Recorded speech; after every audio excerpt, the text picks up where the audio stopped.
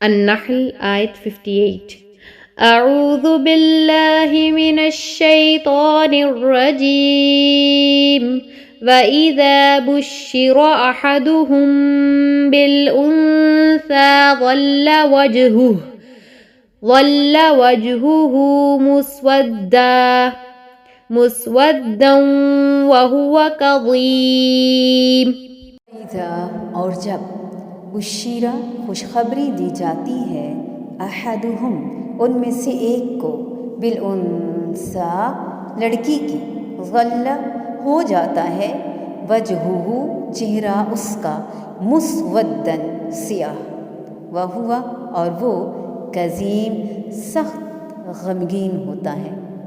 ان میں سے جب کسی کو لڑکی ہونے کی خبر دی جائے تو اس کا چہرہ سیاہ ہو جاتا ہے اور دل ہی دل میں گھٹنے لگتا ہے. یعنی لڑکی کی ولادت کی خبر سن کر ان کا یہ حال ہے اور اللہ کے لیے بیٹیاں تجویز کرتے ہیں. کیسا برا یہ فیصلہ کرتے ہیں نا. یہاں یہ ہرگز نہ سمجھا جائے کہ اللہ تعالیٰ بھی نعوذ باللہ لڑکوں کے مقابلے میں لڑکیوں کو حقیر اور کمتر سمجھتے ہیں. نہیں، اللہ تعالیٰ کے نزدیک لڑکے اور لڑکیوں میں کوئی تمیز نہیں، نہ جنس کی بنیاد پر حقارت اور برتری کا کوئی تصور اللہ کے ہاں موجود ہے. یہاں تو صرف عرب کی ایک ناانصافی اور سراسر غیر معقول رویے کی وضاحت مقصود ہے جو انہوں نے اللہ تعالیٰ کے ساتھ اختیار کیا، حالانکہ اللہ تعالیٰ کی برتری اور فوقیت کے بھی وہ قائل تھے.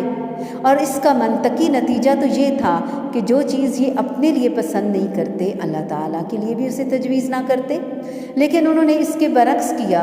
یہاں صرف اس ناانصافی کی وضاحت کی گئی ہے. اور اگر غور کیا جائے تو اللہ کی راہ میں ہم ہر ناپسندیدہ اور غیر ضروری چیز ہی تو دیتے ہیں.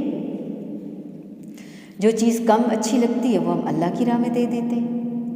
اور اللہ تعالیٰ بالکل بھی بیٹی کی پیدائش کو بری خبر نہیں فرما رہا. یہ بار بار ہمیں اس کی دل میں وضاحت کر دینی چاہیے اور واضح ہونا چاہیے ہم پر. عام طور پر جب بیٹی پیدا ہوتی ہے تو ہر کوئی یہی کہتا ہے، یہ معاشرتی ایک ٹرینڈ بن چکا ہے، ہائے بیچاری، ہائے شودی، پھر بیٹی ہوگی. خود اپنے ماں باپ بھی اوروں کے دل میں ایک امید جاگتی ہے کہ بیٹا ہو جاتا تو کتنا اچھا ہوتا. حالانکہ وَلَيْسَ الذَّكَرُ كَالْأُنثَىٰ لَيْسَ الذَّكَرُ كَالْأُنثَىٰ بیٹا بیٹی کی طرح ہو ہی نہیں سکتا. بیٹی کا اپنا مقام ہے. اللہ تعالیٰ نے ان سے جو کام لینا ہے وہ انہی سے لینا ہے. انسانوں کی تخلیق اور تربیت پرورش کا کام ان کے ذمے ہے. یہ کوئی معمولی کام تو نہیں. مرد تو فیکٹریوں میں کام کرنے جاتے ہیں جبکہ عورت خود ایک فیکٹری ہے، اس کے ساتھ ایک فیکٹری لگی ہوئی ہے جس میں انسان بنتے ہیں. فیکٹری بھی کوئی عام نہیں. اللہ اکبر. وہ فیکٹری جس میں انسان بنتے ہیں. انسان سے زیادہ دنیا میں کوئی چیز قیمتی ہے؟ کوئی بھی نہیں. تو بیٹی ہونا، عورت ہونا حقارت کی بات نہیں ہے. معاشرے نے یا تو اعتماد ختم کر دیا لڑکیوں کا یا ضرورت سے زیادہ انہیں اوور کانفیڈنٹ بنا دیا. دونوں رویے غلط ہیں. اللہ تعالیٰ نے ہمیں جو پیدا کیا اس کو خوشی سے قبول کرنا ہوگا. جو ہمیں دیا اسے خوشی سے لینا ہوگا. یہ دور جاہلیت کے رواج ختم کرنا ہوں گے. مسلمان ہو کے تو ہمیں دور جاہلیت کی رسموں پر نہیں چلنا نا. مسلمان ہیں ہم. نبی کریم صلی اللہ علیہ وآلہ وسلم کی سنت، آپ صلی اللہ علیہ وآلہ وسلم کے طریقوں پر ہم نے چلنا ہے. اب ہم نے یہ دیکھنا ہے کہ نبی پاک بیٹیوں کے کس قدر کیئرنگ تھے، کتنی کیئر کرتے تھے، بیٹیوں سے کتنی محبت کرتے تھے. حضرت فاطمہ رضی اللہ تعالیٰ عنہا کا معاملہ دیکھ لیجئے. جب وہ آتی آپ صلی اللہ علیہ وآلہ وسلم کھڑے ہو جاتے، ان کے لیے اپنی جگہ چھوڑ دیتے، ان کے ماتھے پر بوسہ لیتے، ان کے بچوں کو پیار کرتے. جب آپ صلی اللہ علیہ وآلہ وسلم دنیا سے رخصت ہونے والے تھے تو اس وقت آپ نے ان کے کان میں خوشخبری دی کہ تم سب سے پہلے مجھے آ کر ملو گی.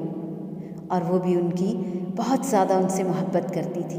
اگر باپ اور بیٹی کی محبت دیکھنی ہو تو حضرت فاطمہ اور نبی کریم صلی اللہ علیہ وآلہ وسلم کی محبت دیکھی جائے. بیٹی کیسی اور باپ کیسا، دونوں کتنے اچھے. وَإِذَا بُشِّرَ أَحَدُهُم بِالْأُنثَىٰ ظل وجهه مسودا وهو كظيم